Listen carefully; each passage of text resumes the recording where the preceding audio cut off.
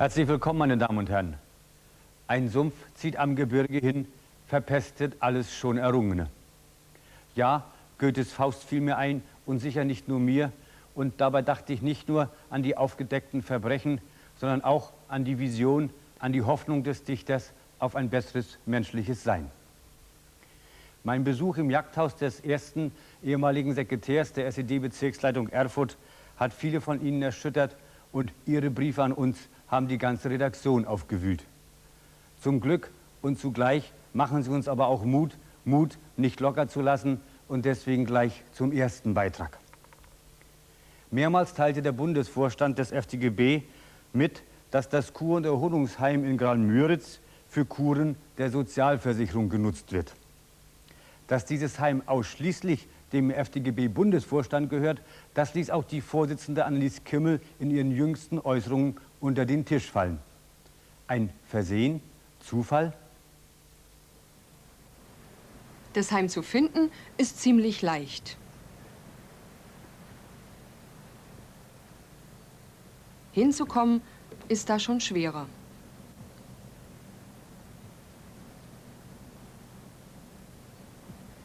Die Gäste des Heimes sind offensichtlich besonders sensibel.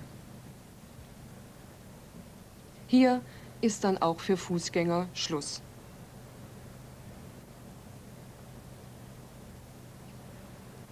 Nur der Blick über den Zaun ist erlaubt. Sollten wir bei diesem Signal wirklich machtlos sein? Wir wollen schließlich kein geheimes Objekt besichtigen, kein Waffenlager, sondern ein Kur- und Erholungsheim. Einen Moment Geduld. Ja. Danke.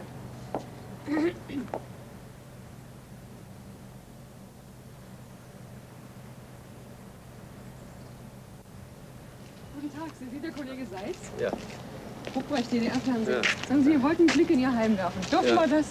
Sie haben doch gestern mit dem Sekretär des Bundesvorstandes darüber gesprochen, nicht?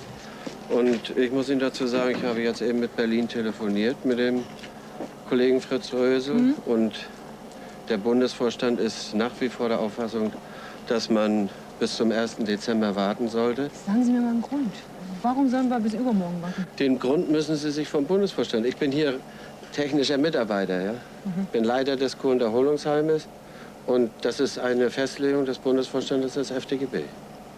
Wissen Sie, wenn man in der Zeitung schreibt als FDGB, wir wollen Vertrauen gewinnen, Ja. die Öffentlichkeit informieren und wir möchten hier mal einen Blick reinwerfen und das geht nicht und man sagt uns in 2 Tagen, da verstehe ich den Grund nicht. Ja, ich weiß auch nicht, ob es in 2 Tagen soweit sein wird, nicht? Aber ich kann Ihnen da weiter im Moment nichts dazu sagen, denn ich habe mich jetzt noch mal informiert und Sie müssen das bitte verstehen. Man denkt sich, es wird irgendwas versteckt, ne? Es wird nichts versteckt, da brauchen Sie keine Angst zu haben. Und es hat sich hier auch nichts verändert. Und das Heim wird dann auch so zur Nutzung gegeben, wie es gewesen ist. Ja? Können Sie sich darauf verlassen. Gut. Wiedersehen. Wiedersehen. Worauf wir uns verlassen können, darüber sind wir uns spätestens jetzt nicht mehr so sicher. Wir stellen fest, solche Art Journalismus macht uns keinen Spaß. Auch der FDGB-Bundesvorstand spricht schließlich von Vertrauen, das wiedergewonnen werden muss. Das Ganze wird immer undurchsichtiger. Wir versuchen, das Dickicht zu lichten und beginnen beim stellvertretenden Bürgermeister. Also das Grundstück hier muss ja auch von irgendjemandem dem FDGB-Bundesvorstand zur Verfügung gestellt worden sein. Ja, das ist ein Waldgelände, gehörte dem staatlichen Forstwirtschaftsbetrieb Rövershagen. Und es ist eine Fläche von ca. 4 bis 4,5 Hektar Waldgelände in Anspruch genommen worden. Da sind die Bäume abgeschlagen worden? Ja. Gab es denn keine Proteste? Zumindest nicht solche lauten Proteste, die zu einer Veränderung geführt hätten. Obwohl nicht in jedem Fall von allen dafür notwendigen Einrichtungen die Zustimmung für vorlagen. Ich kann jetzt nicht im Einzelnen behaupten, ich war zu der Zeit noch nicht in der Gemeindevertretung, ob der Rat der Gemeinde dazu konkret gefragt wurde, ob der Rat der Gemeinde seine Zustimmung dafür gegeben hat. Aber selbst Häuser mussten dafür weichen. War denn der Rat der Gemeinde überhaupt glücklich mit diesem Objekt? Nein. Wir haben damit gelebt, eben weil es notwendig war und wir uns auch von diesen Dingen haben beeinträchtigen und auch, ich kann fast sagen, zwingen lassen. Wie sieht es wohl aus hinter den Fenstern dieses 40-Millionen-Objektes? Da uns die Außenansicht nicht genügt, suchen wir uns sozusagen Kronzeugen. Ich bin am 11.11. im Rahmen einer Gemeindevertretersitzung hier mit Vertreter des Bundesvorstandes, Dr. Rösel, Vertreterrat des Kreises, das erste Mal selbst in dieser Einrichtung gewesen. Und Ihr Eindruck? Nun, der Eindruck, ich bin eigentlich einer der glühenden Verfechter einer Initiative unserer Werktätigen gewesen, die da gesagt haben, dieses Heim sollte im Rahmen der Umgestaltung, die wir vollziehen, für die Werktätigen zur Verfügung stehen. Wir haben ein Defizit an Heilkuren in der Republik und es ist auch so, dass gerade unsere Einrichtung doch mit einem baulichen Verschleißgrad von 70% in der Existenz bedroht ist, sodass ich es als eine gute Sache fand und mich also auch, muss ich sagen, davor gestellt habe, zu sagen, gut, wir führen Heilkuren durch. Als ich allerdings diese Einrichtung das erste Mal gesehen habe, bin ich etwas unglücklicher herausgegangen als hinein. Ganz einfach aus dem Grunde, ich muss sagen, ich habe an feudaler Ausstattung zwischen Japan und Kanada noch nichts Feudaleres gesehen, als es in diesem Hause ist. Frau Golozzi, wir sind nicht ins Kur- und Erholungsheim reingekommen. Können Sie sich denken, warum? Ja, das kann ich mir gut vorstellen. Denn ich bin sicher, dass die Leute dort bemüht sind, unter allen Umständen zu verbergen, was eigentlich für ein Luxus dort gewesen ist oder immer noch ist. Und dass man das der Bevölkerung einfach nicht zeigen will, weil sonst die Wogen noch höher schlagen würden. Worin besteht denn der Luxus? Der besteht erstmal in der Ausstattung allgemein, was Möbel und Teppiche und so angeht. Und dann vor allen Dingen natürlich auch in dem exquisiten Geschirr, dass es verschiedene Arten von Geschirr gab, zum Beispiel für alle Tage mit Zwiebelmuster, für besondere Anlässe, das sogenannte Andante mit Gold und Weinrot oder für Weihnachten oder andere Zwecke oder wenn hoher Besuch war, dass eben auch Meißner Porzellan und Kristall dann eben aufgetischt worden ist. Waren das neue Sachen oder waren das Antiquitäten? Es waren zum Beispiel für die sogenannte Dekoration waren auch Antiquitäten dabei. Ich selber habe gesehen, dass in Leipzig Sachen angekauft worden sind in diesem An- und Verkauf für Antiquitäten. Zum Beispiel ein großer Meißner Teller für über 1000 Mark und eine Kutsche, eine Barockkutsche, die auch über 1000 Mark gekostet hat. Sozusagen sollte zur Dekoration sein, aber ist im Prinzip nie hingestellt worden. Hatten denn alle Mitarbeiter zu allen Zimmern oder Gebäuden Zutritt? Nein, es war grundsätzlich so, dass jeder wirklich nur in seinem Bereich zu bleiben hat. Zum Beispiel waren wir alle Mitarbeiter angewiesen, wir durften nicht durchs Haus gehen, damit einer von den hohen Gästen auch nicht zufällig jemandem im Arbeitskittel geht. Es besteht die Anweisung, dass die Mitarbeiter sich nur durch die Kellerräume zu bewegen haben. In den Kellerräumen befinden sich zum Beispiel eine extra Einrichtung, wo man Aal räuchern kann. Ich selber weiß hundertprozentig und ich habe es gesehen, dass jemand aus der Küche den ganzen Tag abgestellt worden ist, nur um Aal zu räuchern. Wohlgemerkt, die gehörten Schilderungen betreffen kein Nobelhotel, sondern das Kur- und Erholungsheim des FDGB-Bundesvorstandes. Der zweite Tag. Wir drehen weiter Außenaufnahmen.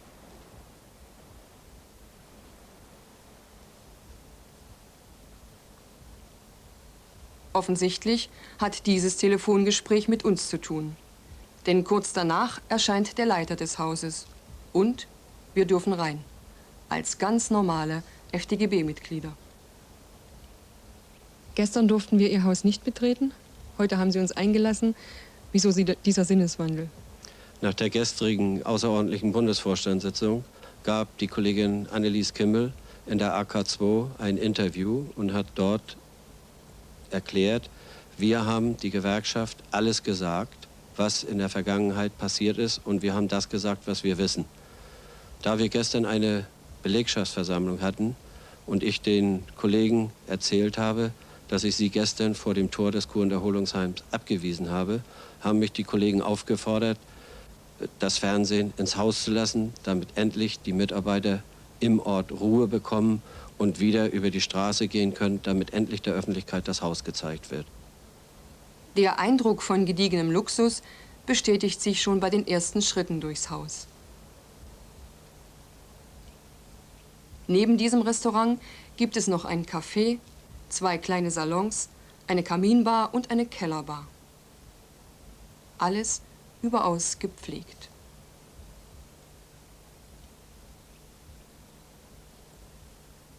Für jedes Fest findet sich hier der entsprechende Schmuck.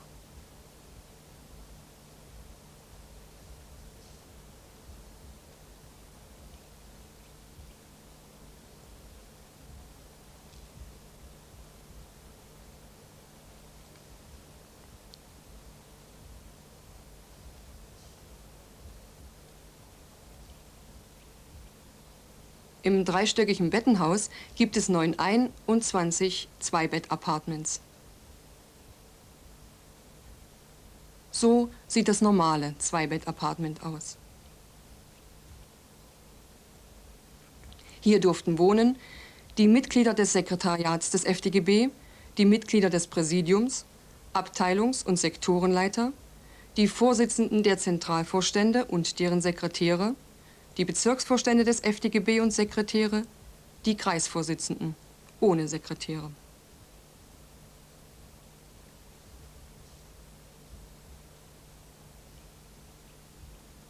Außerdem gibt es im Haus noch 4 Luxus-Appartements, bestehend aus je 3 Räumen.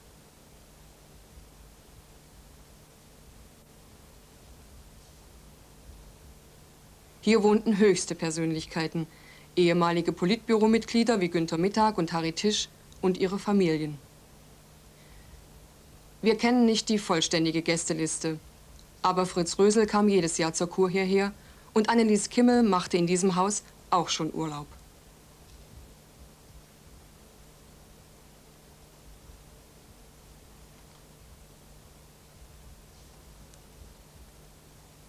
Die Exklusivität des Hauses setzt sich in den Kellerräumen fort.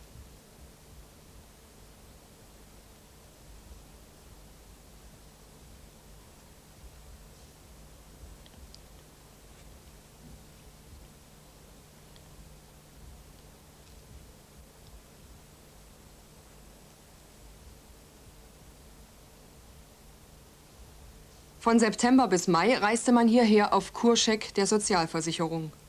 All der Luxus kostenlos. Im Sommer wurde hier Urlaub gemacht, spottbillig. Gerichte vom Feinsten, zum Einzelhandelspreis. Ein Beispiel. In Rotwein gebeizter Wildschweinbraten mit Rotkohl und Kartoffelkrapfen für ganze 2,50 Mark. Aber hier können nicht nur die kleinen Fische schwimmen.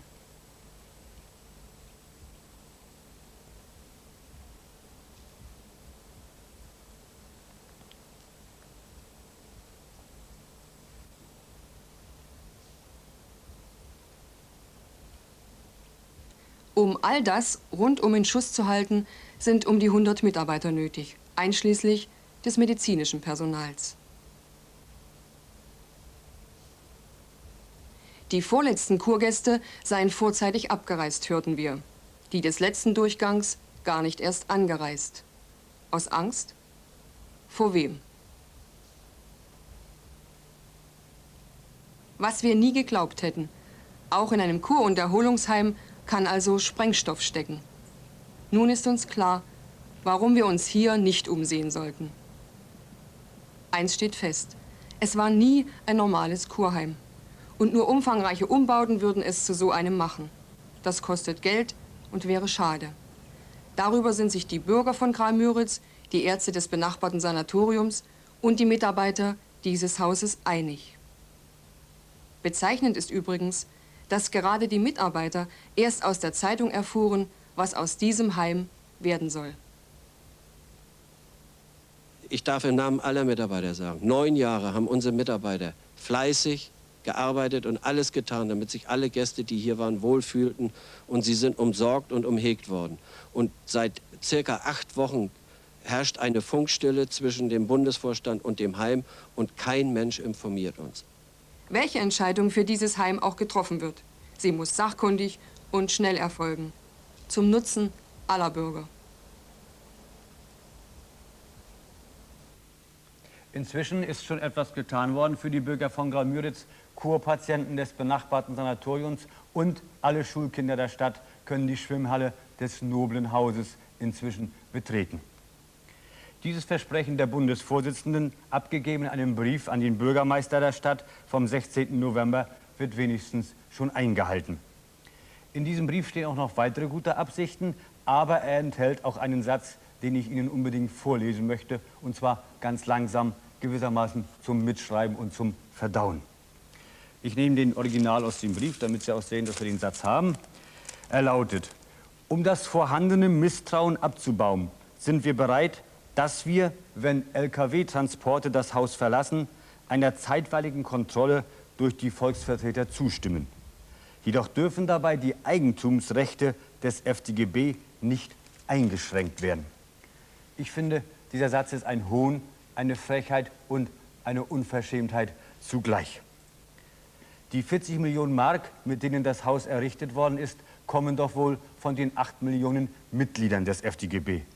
Und wenn in Zukunft das Haus allen gehören soll, warum muss dann etwas verändert werden? Warum bleibt es dann nicht so, wie es jetzt ist? Aber, wie es hier steht, um Misstrauen abzubauen, sollen die Transporte, die in dem Satz ja zugegeben werden, nicht etwa eingestellt werden, sondern sie dürfen kontrolliert werden, zeitweilig gnädigerweise.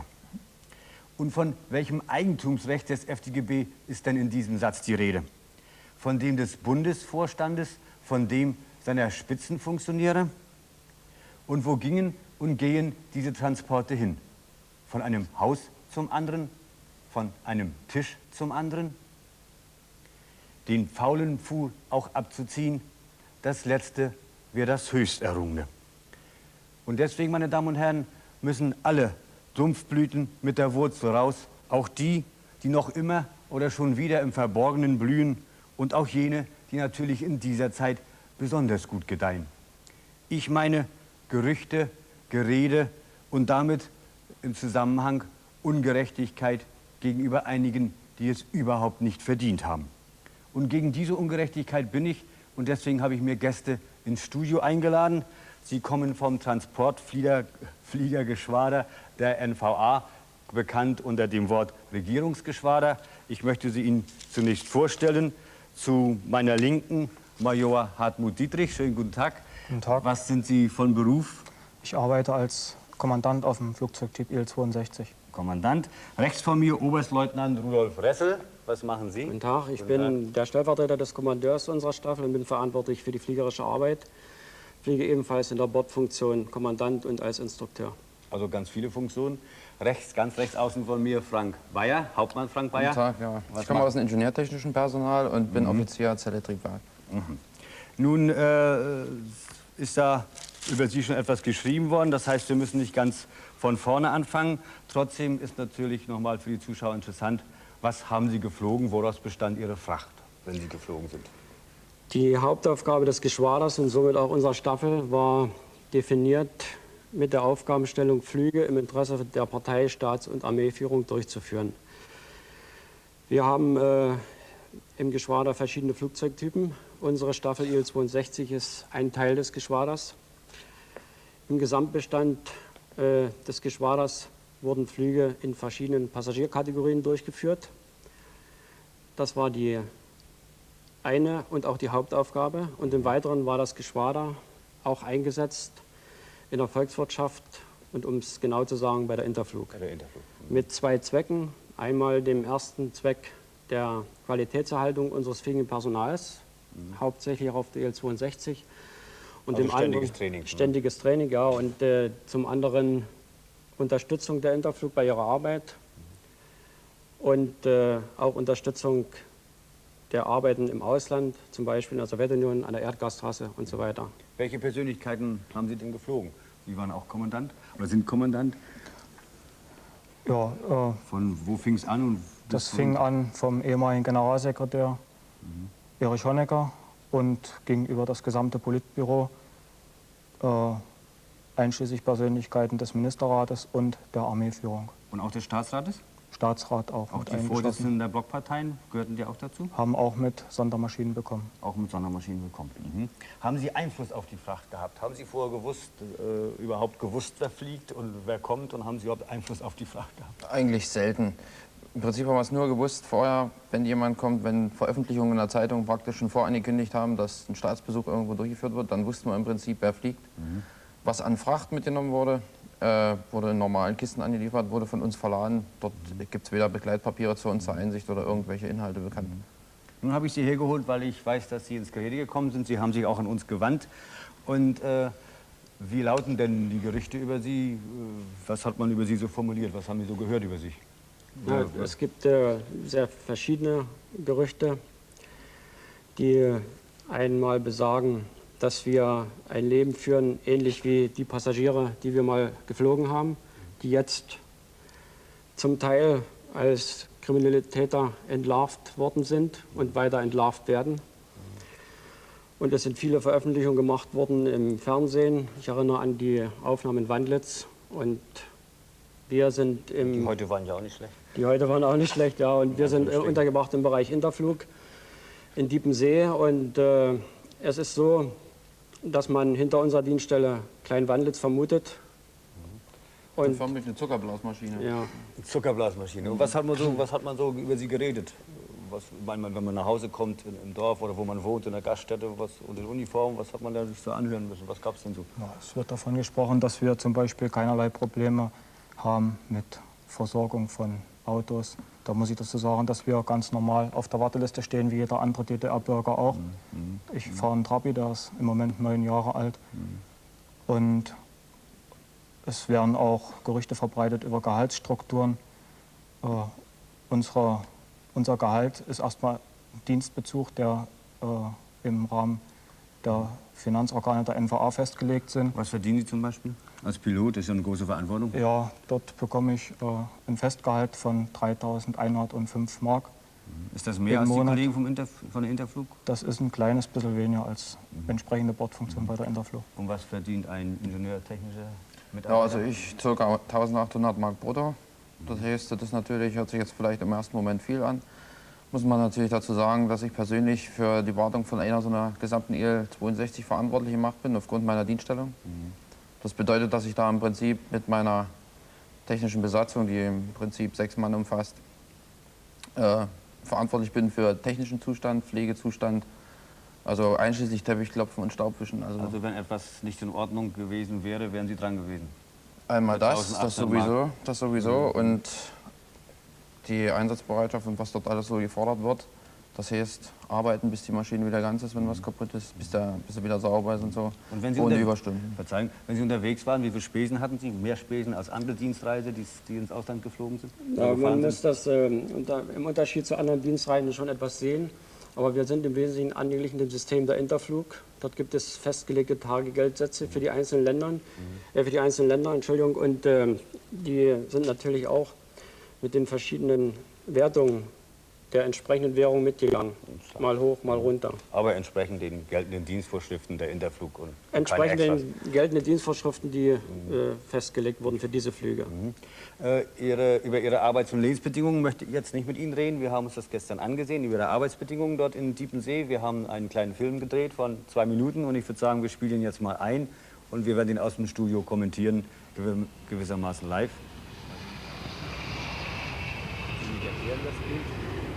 Und das ist nur noch mal für die Zuschauer, das ist der Salon in diesen Sondermaschinen, damit man mal eine Vorstellung hat und auch keine falsche Vorstellung, wie der ausgesehen hat.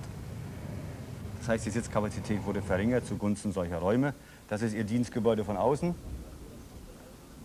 Da muss noch ein bisschen was verputzt werden, wie ich sehe. Ja, das ist schon jahrelang so. Schon jahrelang so. Nur dann wieder mal abgefallen. Was haben wir da jetzt? Das ist Ihr Fitnessraum. Also Piloten müssen ja auch wahrscheinlich fit sein. Und das ist Ihr großer Fitnessraum im Vergleich zu den Duschräumen, die wir in Grammüritz gesehen haben und zu dem Swimmingpool. Ist das auch mal sehr interessant. Es muss natürlich dazu gesagt werden, dass diese Missstände schon oft angesprochen wurden. Und auch unsere Vorgesetzten, die wir haben im Geschwader, die konnten an diesem Zustand nichts ändern. Das ist ein Zimmer, 5 Mann auf einer Bude, wie man so sagt. Und das ist Ihre Verkaufsstelle, die gleichzeitig Ihre Kantine ist, denn Sie haben keine Kantine. Und wenn Sie Hunger haben und nicht 20 Minuten zu Interflug laufen wollen, bei Regenwetter, dann gehen Sie dort runter und können im Stehen eine Bockwurst essen. Ist das richtig? Das ist ist richtig. Und deswegen haben Sie auch den Spitznamen Bockwurstgeschwader. Stimmt das auch? Bockwurststaffel. Bockwurststaffel. Weil das nur unsere Einheit betrifft, nicht das gesamte Geschwader. Aha. Da sehen wir schon die komfortablen Kantine. Am Schluss haben wir uns noch Ihre Wandzeitung angesehen. Wie heißt Ihre Wandzeitung? Sie sind da 10 Jahre Privilegien, aktualisiert. Überdruckventil heißt sie. Überdruckventil. 10 Jahre Das ist die Privilegien. Zwischenüberschrift praktisch. Ja, das aktuelle Thema. Ja, ist klar, aktuelle Thema. Nun gucken wir uns mal 2 Karikaturen an. So, jetzt lesen wir, ganz in Ruhe. Kann jeder lesen von Zuschauern? Ja, zum Schluss eine Karikatur von der Wandzeitung. Jede Karikatur ist eine Überspitzung. Trifft sie zu oder war es mehr eine vorbeugende Maßnahme, dass sie keiner will zukünftig? Ich würde sagen, es war eine vorbeugende Maßnahme, weil inzwischen das Transportfliegergeschwader eine neue Aufgabe erhalten hat, und zwar das Fliegen im Linien- und Charterdienst der Interflug. Gut, dann weiß ich noch, dass Sie was mitgebracht haben. Vielleicht können Sie... Ja, wir haben hier eine Willenserklärung aller Angehörigen des Transportfliegergeschwaders, die Aussagen trifft über die Dinge, die in der Vergangenheit geschehen sind und über unseren Standpunkt zur heutigen Zeit. Ich bitte, diese Erklärung an die Presse weiterzuleiten. Das werden wir machen. Schönen Dank, auch schönen Dank für das Gespräch. Meine Damen und Herren, was bei meinen Gesprächspartnern in Form einer Karikatur noch Befürchtung war, ist für Herrn Michael Pötschke aus Oranienburg, ich habe hier seinen Brief, schon fast Realität. Er ist Fachzahnarzt bei der NVA. Am 30.12. geht sein Dienst zu Ende. Seit September bemüht er sich als ordentlicher Mensch um Arbeit, doch bisher leider ohne Erfolg. Aus der beiliegenden Liste, vielleicht kann ich sie mal hochhalten, er hat uns sie mitgeschickt, geht hervor, dass er bei 25 Stellen nachgefragt hat. 4-mal wurde ihm geantwortet, Arbeit ja, Wohnung nein. 21 Mal lautete die Auskunft, keine Arbeit für Sie. Ich glaube das nicht und ich kann das auch nicht fassen. Und deswegen würde mich interessieren, wie darüber die Einwohner aus Oranienburg, Neuruppin, Berlin, Hennigsdorf, Potsdam oder Neustrelitz denken. Denn dort hat er zum Beispiel nachgefragt. Keine Arbeit oder Vorbehalte oder vielleicht schon Vorverurteilung für ihn und andere in Uniform, weil einige in Uniform und einige in Zivil volksfeindliche Befehle erteilt haben. Jeder Genosse ist schlecht, weil das Politbüro schlecht ist. Jeder Kollege, weil einige Gewerkschaftsfunktionäre. Jeder Betriebsangehörige, weil einige Direktoren und so weiter und so weiter. Ich bin für konsequente Trockenlegung des Sumpfes. Aber genauso konsequent bin ich dagegen, dass wir alle Menschen in einen Topf werfen, vielleicht damit er überkocht. Damit das nicht passiert, müssen wir die ersten zarten Pflanzen auf den Boden der Erneuerung hegen und pflegen, die begonnene, wahre Demokratie hochhalten. Dazu unser nächster Film. Auf den Tag genau vor 4 Wochen war unser Drehstab schon einmal hier in Stotternheim.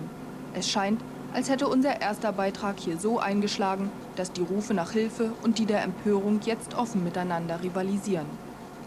Die einen meinen, wir hätten gedreht, um zu verdrehen. Die anderen hoffen, dass wir für sie vermitteln, einspringen, Repressalien abwenden. Zur Erinnerung noch einmal die wichtigsten Fakten unseres ersten Films. So hatte die Familie Till mit 3 Kindern monatelang gehaust. Nur in Waschküche und Garage. Ihr altes Haus war ohnehin zu klein und abrissreif. Statt geplantem Um- und Ausbau war nur noch Neuaufbau sinnvoll. Sofort stellte die Familie einen Wohnungsantrag zur Überbrückung. Der wurde auch bewilligt, dann aber nicht ernst genug genommen. Verbindliche Entscheidungen sind verzögert worden, trotz Eingaben. Dazu hatte der Bürgermeister von Stotternheim, Walter Kehr, uns damals unter anderem Folgendes zu sagen. Ich möchte auch im Namen aller, die daran in irgendeiner Weise mitgewirkt haben, uns bei der Familie Till entschuldigen, dass es zu einem solchen Zustand gekommen ist. Wir möchten und würden uns sehr freuen, wenn Sie nun das Vertrauen, was zeitweise sicherlich entschwunden war, wiedergewinnen. Da sich der Bürgermeister in dringenden Wohnungsfragen Alleinentscheidungsrechte vorbehielt, blieben die Gemeindevertreter während seiner Kur zwar rein rechtlich nicht macht', aber dennoch kompetenzlos zurück. Dagmar Lemke, Ratsmitglied und Mitglied der Wohnungskommission. Über den Arbeitsstil des Bürgermeisters kann ich nur so viel sagen, dass er in vielen Sachen gern den Alleingang wählt. Wie wir jetzt erfuhren, hielt das Selbstbewusstsein des Bürgermeisters solcher Kritik nicht stand. Deshalb wurde erst einmal über eine Untersuchung der Vorgänge verfügt. Natürlich öffentlich. Und gleich am Tag nach der Sendung beschallte der Bürgermeister über Ortsfunk ganz Stotternheim mehrfach mit dieser ach so wichtigen Mitteilung. Sachverhalt, den Prisma sendete, wird untersucht. Da fragen wir doch auch mal über Lautsprecher. Was soll das? Was soll das? Dafür, dass sie es gewagt hatten, vor der Kamera ihre Meinung zu sagen, sollten Familie Till und Frau Lemke noch der geballte Zorn ihres Bürgermeisters treffen. Frau Till, was geschah nach unserer Sendung? Die Sendung wurde am 9.11. im DDR-Fernsehen ausgestrahlt. Am Sonnabend darauf kam der Genosse Kehr zu uns in die Wohnung. Er klingelte nicht, er klopfte nicht, er stand plötzlich im Flur und teilte mir mit, dass wir uns entschuldigen sollen, auch das Fernsehen der DDR. Da er sich dies nicht gefallen ließe, würden wir das nicht machen, dann würde es unserer Familie sehr zu Ungute kommen. Und was das bei einem Bau für Folgen haben kann, das müsste sich jeder denken können. Weiterhin drohte mir der Genosse Kehr im letzten Dialog mit einem Zivilverfahren. Er will vor Gericht gehen. Was soll das? Was soll das? Entschuldigungen fordern und gleichzeitig Daumenschrauben ansetzen? Entschuldigungen nur, um gekränkte Eitelkeiten zu befriedigen? Streit nicht um das, was jetzt dringend zu tun wäre, sondern des bloßen Selbstschutzes willen? Für Fairness und Ehrlichkeit sind wohl stets beide Seiten zuständig. Nochmals Frau Lemke. Am 10. November vormittags war der Bürgermeister beim Rat des Kreises. Als er vom Rat des Kreises zurückkam, rief er alle Kollegen des Hauses zusammen und Kolleginnen und verlas ein Schreiben, was er im Rat des Kreises gerichtet hat, eine Stellungnahme. Und Ausdruck, Inhalt der Stellungnahme war auch, dass er zurücktreten wollte, aber 3 Sachen sich aufließ, die es abhängig machten, dass er von seinem Rücktritt Abstand nimmt. Erstens, dass Prisma sich bei ihm entschuldigt, die Familie Till sich entschuldigt und Dagmar Lemke als hauptamtliches Ratsmitglied und Parteisekretär vom Rat der Gemeinde, also sozusagen zurücktritt. Wie haben Sie das persönlich empfunden? Ich war tief berührt, dass in der Zeit der Wende bei uns überhaupt noch sowas möglich ist und fand mich einen echten Psychoterror gegenüber.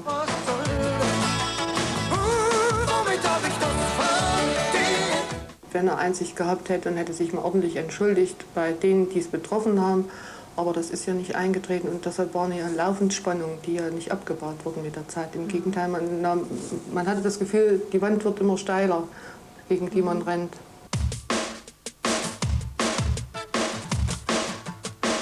Wie haben sich denn die anderen Ratsmitglieder Ihnen gegenüber verhalten? Hatten Sie Unterstützung oder haben Sie sich allein gelassen? Der große Teil der Ratsmitglieder, muss ich sagen, hat eigentlich mich unterstützt. Auch ein Großteil der Bevölkerung. Erstmal, dass jemand Mut hat, das überhaupt so zu sagen in dieser Form. Wie andere Ratsmitglieder die jüngste Entwicklung und ihren Bürgermeister sehen, wollten wir von Joachim Büchner und Gerd Köhler wissen. Aber was halten Sie denn von dem Leitungsstil des Bürgermeisters und vor allem von seiner Reaktion auf unseren Beitrag? Ich halte vom Leitungsstil nichts. Ich habe ihm das gesagt, da ich schon viele Jahre selber auf dem Gebiet Erfahrung gesammelt habe und solche Dinge kenne aus eigener Praxis. Wir haben ihn abgeraten, eine solche Beschwerde, wie er das davor hatte, im Rat noch, war er dabei, wo ich das gesagt habe, abgeraten, weil das nichts bringt, weil die Tatsachen Tatsachen sind. Ob das nun hinterher gestellt wurde oder nicht, ist eine vollkommen andere Sache. Und wie verhalten Sie sich nun als Ratsmitglieder? Ja, ich bin der Meinung, man kann ja nicht alles hinschmeißen. Und kein Ratsmitglied, man kann ja nicht machen, dass wir alle zurücktreten. Es müssen ja ein paar da sein, die noch wirklich jetzt Verstand halten. Oder? Und es ist tatsächlich so, wir haben erfahren, dass einige Bürger auch der Auffassung sind, dass der Bürgermeister durchaus aktiv war. Selbstverständlich. Halt in den 3 Jahren, wie Bürgermeister war, viel geschaffen. Mit unserer Hilfe natürlich. Denn allein hätte ich das auch nicht gebockt. Aber hat eben viele Alleingang gemacht, was man auch viele mal gesagt haben. Aber man hat sich eben nicht belehren lassen. Noch am Nachmittag berät der Gemeinderat und am selben Abend tagen die Gemeindevertreter, wie wir erfahren. Nur eine Frage steht auf der Tagesordnung. Geht oder bleibt Bürgermeister Kehr? Wir wollten dabei sein, beugen uns aber der Entscheidung der Abgeordneten und warten draußen. Ein Beschluss, der trotz Volkskammeroffenheit durchaus rechtens ist. 2 Stunden sind vergangen.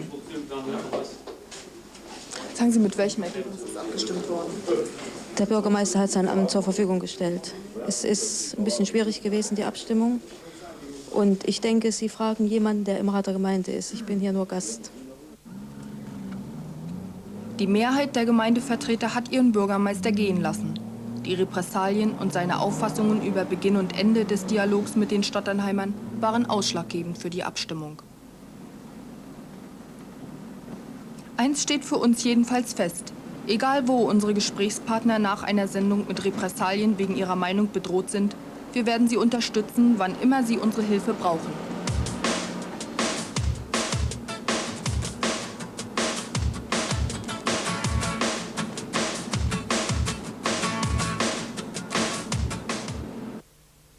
Die beste Hilfe wird sein, mit dafür zu sorgen, dass überholte Strukturen, Verwaltungen, Apparate und Organisationen abgeschafft werden. Erst wenn der Sumpf bis in den letzten Winkel trocken ist, erst dann wird das neue Haus nicht mehr einsinken können. Erst dann werden wir im Sinne von Goethe als freies Volk auf freiem Grunde stehen. Auf Wiedersehen, meine Damen und Herren.